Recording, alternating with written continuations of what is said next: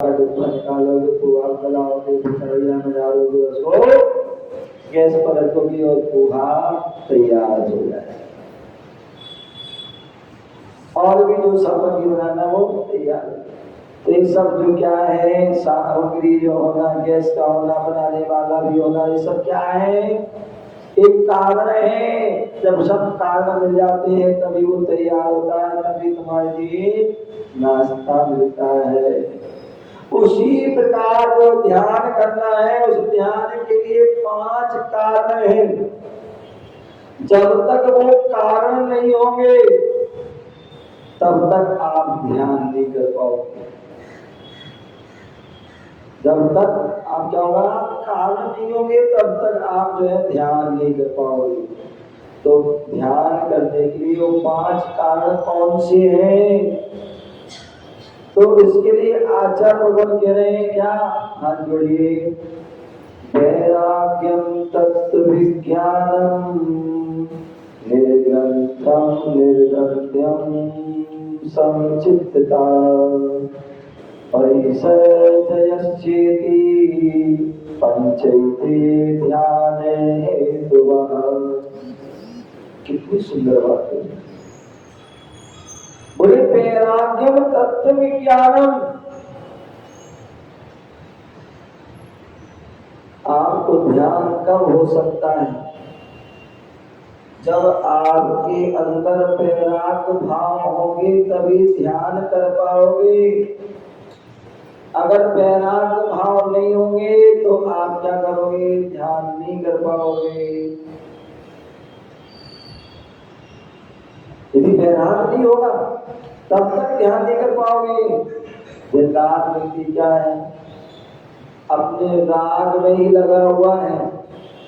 किसी को घर से राग है, किसी को दुकान से राग, किसी को फैक्ट्री से राग, किसी को बच्चे से राग, किसी बच्ची से राग, किसी पति को से राग, किसी पत्नी से राग, और जितने भी परिवार के फैमिली है, आप धन दौलत है, इनसे राग, या अपने शरीर से राग।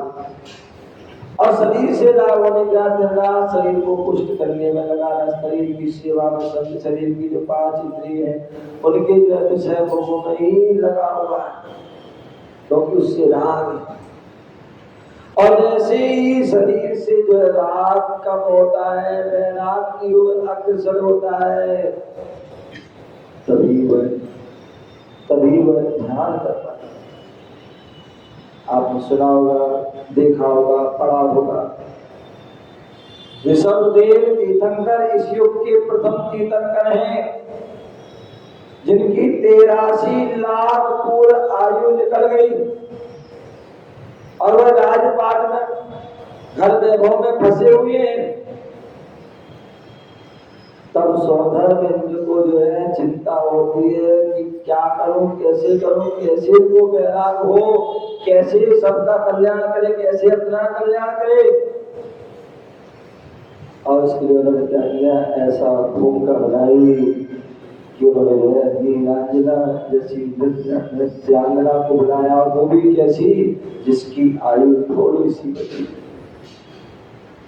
और उसका भक्ति में नृत्य तैयार हुआ। राग भाव आदि जो है शिव सहित वह नृत्य चल रहा है, सारे नृत्य को देख रहे हैं, मनोयोग से देख रहे हैं, सारे उसमें लीन होकर देख रहे हैं। और एकाएक वो क्या होता है कि वह नृत्य करते करते जो है वह देवी जो है उसकी आयु पूर्ण हो जाती है और मृत्यु प्राप्त हो जाती है, और उसका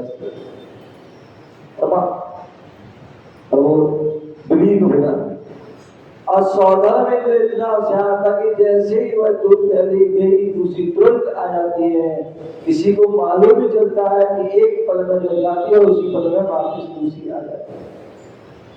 लेकिन ऋषभदेव, राजा ऋषभदेव बड़े ध्यान से देख रहे थे, और जैसे उन्होंने देखा वो समझ जाते हैं, अपने ज्ञान में डूब जाते हैं।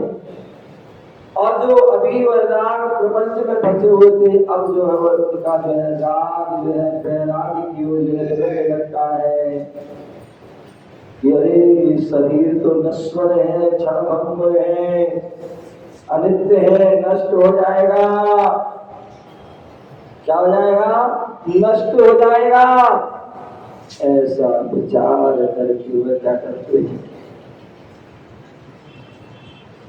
वह ढील हो जाते हैं और सारे संसार से, पत्य से, परिवार से वह विरक्त हो जाते हैं और वैराग्य भावना में ढील हो जाते हैं